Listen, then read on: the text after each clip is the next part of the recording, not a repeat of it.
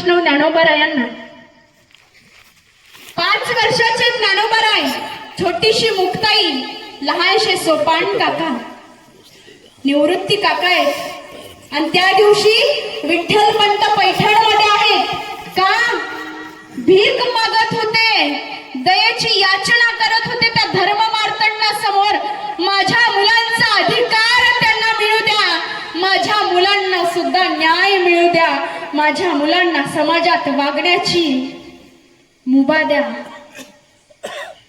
त्यावेळी विठ्ठलपंत आणि रुक्मिणी मातेला सांगितलं, देहांत प्रायश्चित. विठ्ठलपंत, तुमच्या लेकरांना न्याय मिळवण्यासाठी तुम्हाला देहांत प्रायश्चित घ्यावं लागल. देहांत प्रायश्चित शब्द ऐकले, विठ्ठलपंताचं शरीर थरारलं. कागद घेतला आणि झप झप झप पावलं टाकत आपल्या सिद्धबेटेच्या दिशेने आले. रुक्मिणी माता दिवाबत्ती करून विठ्ठलपंतांची वाट बघत बसली. आलात स्वामी, आलात? काय निर्णय झाला? काय सांगितलं त्या धर्म मार्तंडांनी?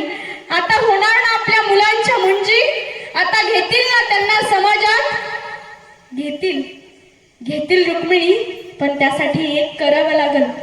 रुक्मिणी, अगं आपल्याला देहांत प्रायश्चित घ्यावं लागल ग, देहांत प्रायश्चित. रुक्मिणी मातेच्या शरीरावर सर्व दिशे काटा उभा राहिला. पतिव्रता होती. विचारलं, केव्हा निघायचं स्वामी? पतीनं सांगितलं, आज मध्यरात्री निघायचं. रुक्मिणी मातेनं त्या दिवशी मांड्याचा स्वयंपाक केला. माझ्या ज्ञानाला मांडे फार आवडतात, माझ्या ज्ञानाला मांडे फार आवडतात.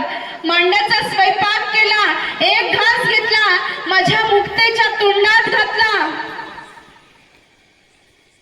आणि आईच्या डोळ्यातून टप्प दिशे अश्वाच्या धारा गळतायत. छोटीशी मुक्ता बोलते, आई काय झालं ग? का लढतेस आई?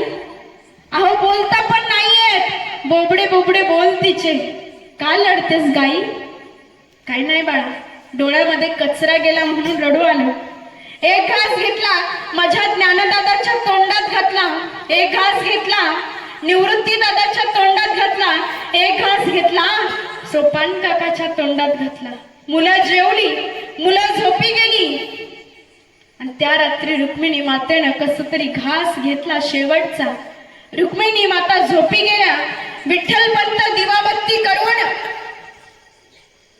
बसलेले आपल्या 4 लेकरांकडे रात्रभर शेवटचं साठवून घेत होते. रात्रभर फक्त आपल्या लेकरांकडे बघत होते विठ्ठलपंत. 2 कागद घेतले, शाई घेतला, बोडू घेतला, बोडू शाईत बुडवला आणि भर भर भर 2 पत्र लिहिली. एक लिहिलं त्या धर्म मार्तंडासाठी आणि दुसरं लिहिलं माझ्या ज्ञानदादांसाठी.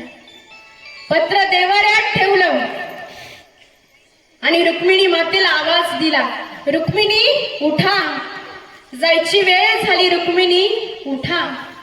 रुक्मिणी मातेच्या अंगावर माझी मुक्ता हात टाकून झोपली होती. अरे जगातली पहिली आई आहे जी आपल्या लेकीचा हात बाजूला सारून देहांत प्रायश्चित घ्यायला जाते. जगातली पहिली आई. मुक्ताचा हात छातीवरनं बाजूला केला, ताटी बाहेर पाऊल टाकलं.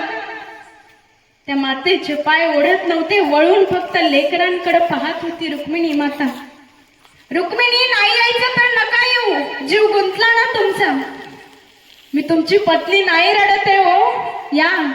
या छोट्या छोट्या चिमुकल्या लेकरांची आई रडते हो. माझा ज्ञाना मोठा आहे, माझा सोपान मोठा आहे, माझा निवृत्ती मोठा आहे, पण माझी मुक्ता छोटीशी हो. तिला चोळीची गाठ पण नाही बांधता येत हो.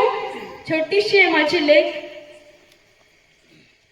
ताटे बाहेर पाऊल टाकलं, झप झप पाऊल टाकत आळंदीमध्ये आले. त्या इंद्रायणी नदीच्या काठावरती येऊन थांबले. तुमच्या 4 लेकरांसाठी तुम्हाला देहांत प्रायश्चित घ्यावं लागल. त्या इंद्रायणी नदीच्या पाण्यामध्ये स्वतःला समर्पित करून घेतलं, देहांत प्रायश्चित घेतलं. दुसरा दिवस उजळला. ज्ञानदादा उठले, बघितलं देवाऱ्यात एक पत्र दिसलं. पत्र वाचलं ज्ञानदादांनी आणि ढसा ढसा हुंबरडा फोडला. ए आई, ए बाबा, म्हणून ढसा ढसा रडायला लागले ज्ञानदादा. आवाजानं मुक्ता धावत धावत आली. सोपान धावत धावत आला. दादा काय झालं रे, का रडतोस दादा, काय लिहिलंय त्या पत्रामध्ये? मुक्ते, सोपाना, आता आपल्याला आई नाही राहिली ग, आता आपल्याला बाबा नाही राहिले. कुठं गेली दादा, गावाला गेले का रे? हो, आपल्या आई वडील अशा गावाला गेले जे परत कधीच नाही येणार. मुलं ढसा ढसा रडत होती. माझा ज्ञानदादा बाहेर बसलाय. पहिला दिवस गेला, दुसरा, तिसरा, चौथा, पाचवा, सहावा, सातवा दिवस उजाडला. एकाच ठिकाणी टक लावून बघणारे हे चौघे भावंड. आई वडील नाही राहिले आणि ज्ञानदादाचं लक्ष गेलं मुक्ताकडं. ए मुक्ता, रडतेस का ग? काय झालं मुक्ता? 7 दिवस झालं अजूनही रडतेस? आईची आठवण येते का ग? नाही दादा. मुक्ता, बाबाची आठवण येते का? नाही दादा. मुक्ता, तुला कुणी काही बोललं का ग? नाही दादा, कुणी नाही बोललं. भूक लागली का तुला? थांब, आता जातो आणि मधुकरी घेऊन येतो. ज्ञानदादांनी ओळखलं, माझी मुक्ता 8 दिवस झालं जेवली नाही, तिच्या पोटात अन्नाचा कण नाही. धावत धावत आली मुक्ता. ज्ञानदादाच्या गळ्याला पडून ढसा ढसा रडायला लागली. दादा दादा म्हणून बहीण भावानं हंबरडा फोडावा. मुक्ते, आईची आठवण आली तर माझ्या गळ्यात पडून रड. बाबाची आठवण आली तर निवृत्ती दादाच्या गळ्यात पडून रड. ज्ञानदादा उठले, झोळी घेतली आणि झप झप पावलं टाकत आळंदीत आले. एका दारापुढं थांबले. माय, भिक्षा वाढ, दार उघड माय. आतमधून दार उघडलं गेलं. ए संन्यासाच्या कार्ट्या, सकाळी सकाळी आला का रे थोबाड दाखवायला? चल, चालता होय तोंड. धाड दिवशी दार बंद केलं. पुन्हा दुसऱ्या दारापुढं पुन्हा तोच प्रसंग. तिसऱ्या दारापुढं आले. पण म्हणतात ना, कुणीच कुणाचं नसतं, तिथं कुणीतरी कुणाचं असतं. एक बाई पसाभर पीठ घेऊन आली, ज्ञानदादाच्या झोळीत टाकलं आणि म्हणाली, बाळा लवकर जा, कोणाला दिसू नको. ज्ञानदादाच्या चेहऱ्यावर आनंद मावेनासा झाला.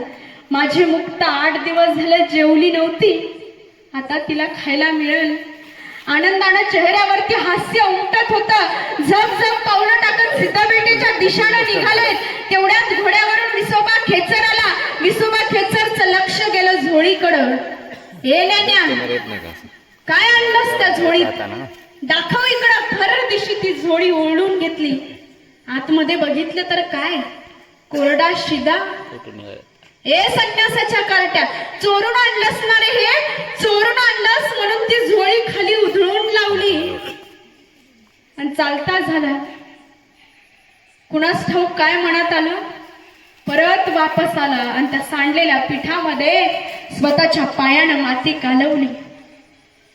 ऐका कलेची महिमा, असत्यासी रिझले जना, पापाधिती अनुमोदन करती हेळण संतांची. नाही कळले हो संत आम्हाला, ज्ञानोबांचं ज्ञान नाही कळलं, मुक्ताईचा विह नाही कळला, सोपन काकाची साधना नाही कळली, निवृत्तीचा एकांत नाही कळला. ज्ञानदादा आले, झोळी फेकून दिली, कुटीआत गेले आणि समाधीस्थ अवस्थेत बसले. मुक्ता धावत धावत आली. ताटी उघडा ज्ञानेश्वरा, ताटी उघडा. जगाचा योगी पावन अवस्थेमध्ये बसलेला आहे. लोक तेव्हाही त्रास देणारी होती,